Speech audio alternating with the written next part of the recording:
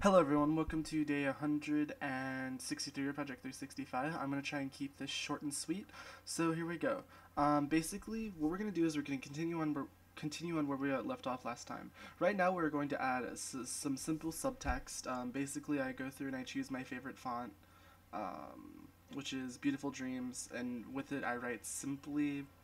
And then what you want to do is basically mess around with the font until it's something you like and it's something that's easy to read.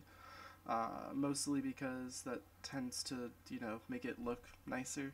And basically, this is a whole bunch of readjusting. Basically, you want to move it around a little bit. Then over there, first of all, you're going to go through with the blending options. They're going to make 4 layers first. This is because we're going to set the text to different opacity, so that way when we add in the frames to make the animation flows a lot more smoother. So what you want to do is you want to go in, you want to edit the opacity. You want to click on one of the new layers, go to image, apply image, then you want to hide that image, um, and then you want to go to the next image, raise the text opacity to 50% or something, then apply it and rinse and repeat all the way until you're up to 100%.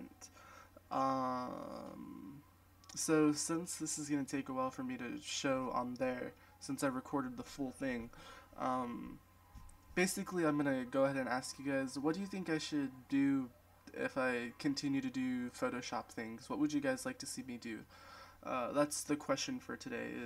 Because I'm curious because I really enjoy doing things on Photoshop, but you know, I don't necessarily know what you guys want to see. So next we add absurd text, and I show you how to use gradient overlays. Gradients are basically like something that you can put over an image, and it'll be a gradual change in color. I usually like to use the rainbow gradient because it's very colorful and it's very nice to use. Um, and also, you want to be careful when you use things like the overlays and stuff because sometimes they can really mess with the text and make it unreadable. So then you might have to make it bigger. You might have to mess with like whether the font is crisp or smooth, things like that. And then basically what we're gonna do is we're gonna repeat the steps that we did for the other one. So here we are. It's fully completed. I went ahead and did the other part off screen because that would take forever. Right there is the animation bar. You want to go to Window Animation, and what you're gonna do is you're gonna drag in the different clips. So you have the finished, or you have the very beginning product, and then you go through and you add a new clip up in the different opacities, and you stack them up on one another. Basically, like I said, since we use the different opacities, this was to try and get a more flowing image.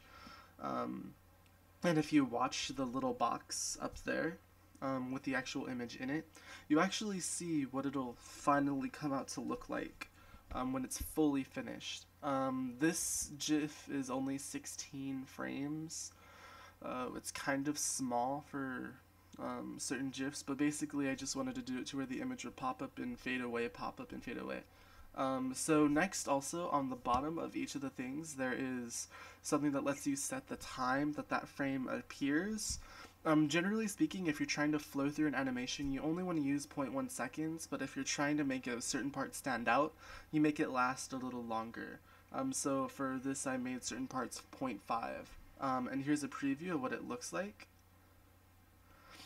Um, and there you go, very easy. So in order to save, you go to Info, Save for web devices, and basically you're gonna need to play around with the settings because it has a tendency to save in really bad uh, quality.